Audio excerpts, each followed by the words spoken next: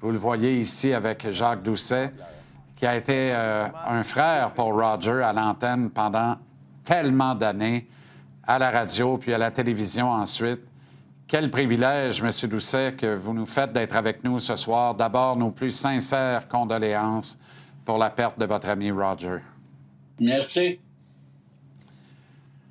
C'est des souvenirs impérissables, Jacques, n'est-ce pas? C'est tout un pan de votre existence, de votre vie qui s'en va ce soir. Oui, ben écoute, Roger, souvent, je riais avec lui, ben, je disais qu'il était le frère que je n'avais jamais eu. Parce que on était prêts, on voyageait ensemble, on mangeait ensemble, on se taquinait l'un l'autre. Oh non, c'est une grande perte pour moi. Des histoires qui sont extraordinaires quand on est ce qu'on appelle sur le beat, là, sur le rythme d'une saison Oui. de baseball, 162 matchs. On passe évidemment plus de temps avec nos camarades qu'avec nos propres conjointes Oui. et notre famille. Et des histoires, il y en a, Jacques, une autre. On en aurait pour 3 jours à se les raconter. Oui. Dites-nous à quel point il était un bout en train extraordinaire pour vous. Et prenez bien votre temps. Là. On a tout notre temps avec vous. Là. Prenez votre temps. Oui. Roger, c'était... Moi, j'appelle ça un petit peu un être unique. C'était un bonhomme qui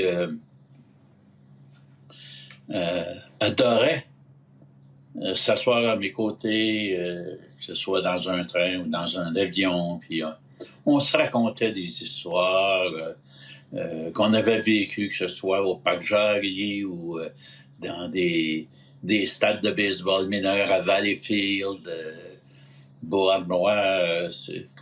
C'était un bonhomme extraordinaire pour être un compagnon de voyage. Parce que il y avait un bagou extraordinaire. C'était un bonhomme qui n'était jamais à court de mots. Je me souviens pas de l'avoir vu hésiter avant de faire un commentaire. C'était un bonhomme qui avait une mémoire incroyable, parce que des fois, il me rappelait des choses que moi, j'avais oubliées, mais lui, c'était encore tout frais à sa mémoire. Monsieur Doucet, comme bien des gens au Québec, Roger et vous, vous avez bercé notre enfance, hein, à vous écouter à la radio. Ouais. Parlez-nous de votre complicité. Vous, votre carrière, méticuleux, précis, à votre affaire, c'est légendaire. Roger, à l'opposé de vous, excentrique, beaucoup d'émotions, un peu plus gueulant. Mais comment vous en êtes venu à vous compléter comme ça? Ben, écoute, je sais pas, c'est venu naturellement. Roger était ce qu'il était, puis moi, je suis ce que je suis. C'était un bonhomme avec qui je n'avais aucun problème.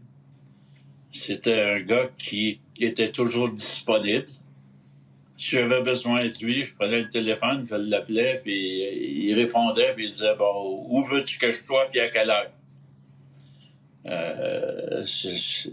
Sa disponibilité était légendaire.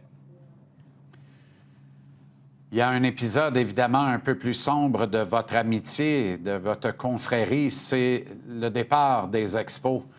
Ah ben oui. Et on n'oubliera jamais hein, ces images et ce son. Je reviens au son singulier. Je comprends qu'on est à la télévision ce soir et que vous avez tous les deux migré à la télévision, mais merci tellement, j'ai envie de vous le dire, Jacques. Merci pour toutes ces journées, toutes ces soirées et tous ces détours de nuit de ma jeunesse et de mon adolescence où vous m'avez accompagné lorsque les Expos jouaient sur la côte ouest, vous deux, oui, avec vos voix singulières. Et avec mon innocence de 10, 11, 12 ans, j'arrivais quand même à déceler tout le plaisir que vous aviez réellement au-delà de la description des matchs de baseball. Et ce fameux jour du dernier match des Expos, un moment épouvantable que vous avez partagé ensemble dans une tristesse infinie. Ben, écoute, Roger, du haut de ses quoi, 5 pieds 5, 5 pieds 6, pour moi, c'était un géant. C'était un bonhomme qui ne craignait pas d'aller entamer une conversation avec les plus grands personnages du monde du baseball. Des fois, on arrivait, je sais pas, à Los Angeles, puis il me disait, parce que moi, souvent, il m'appelait Groucho. Et puis, qu'est-ce que tu penses qu'on devrait... Hey, je dis, Don Drysdale n'est pas facile d'accès. Faudrait-tu essayer de l'interviewer? Je disais, OK, let's go. Parfait. Il n'y avait rien à son épreuve. C'est un bonhomme qui, du haut de ses quoi, 5 pieds 5, 5 pieds 6, pour moi, c'est un géant dans le domaine du sport ici au Québec. Monsieur Doucet, ce qui va rester à jamais au baseball, mais dans la vie également au Québec, c'est son expression « Bonsoir, elle est partie ». Êtes-vous en mesure de nous dire à quel moment il a commencé à dire ça, puis qu'est-ce que vous pensiez de ça au début quand il a commencé à le dire? Ah non, ça, il m'avait dit, écoute, Jacques, toi, t'as ta façon de décrire un coup de circuit. Moi, il dit, j'aimerais ça dire, bonsoir, elle est partie. Ben, il dit, ah ouais, vas-y. Ça va être ta marque de commerce.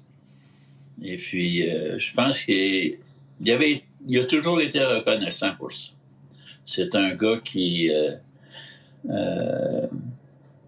adorait, lorsqu'on voyageait ensemble, juste s'asseoir à mes côtés puis échanger des souvenirs, que ce soit du parc Jarry ou dans des différents terrains de baseball, à Valleyfield, peu importe où on pouvait aller. C'était un gars d'un commerce très, très, très agréable.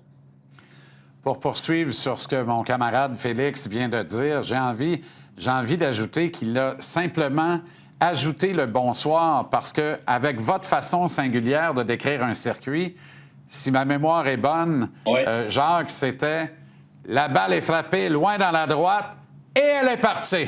C'est ça, puis lui, il a ajouté « bonsoir ». Exactement, exactement. Lorsque vous étiez jeune journaliste à l'écrit à Granby, est-ce que vous pensiez un jour rencontrer un personnage comme Roger Brulotte et passer quoi? 30 ans, 35 ans de votre vie, presque de votre quotidien à ses côtés? Non, jamais, parce que... vous allez me dire que c'est quelque chose qui...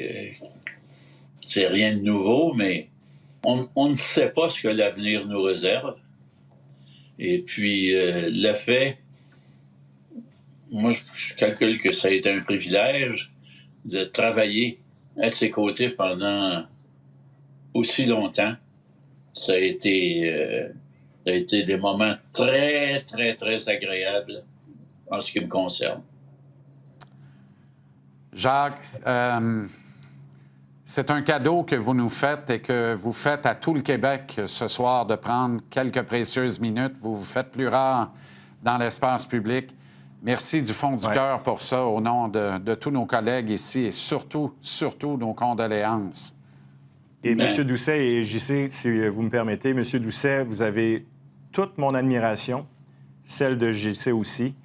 Vous êtes un descripteur hors norme, hors pair, et je veux que vous sachiez que vous inspirez encore les plus jeunes, et on fait partie des plus jeunes, M. Doucet.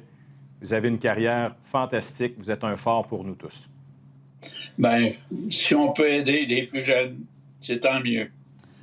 Et dans le cœur de tous les Québécois, vous êtes le plus distingué des membres du Temple de la renommée du baseball. Merci infiniment, Jacques. Merci.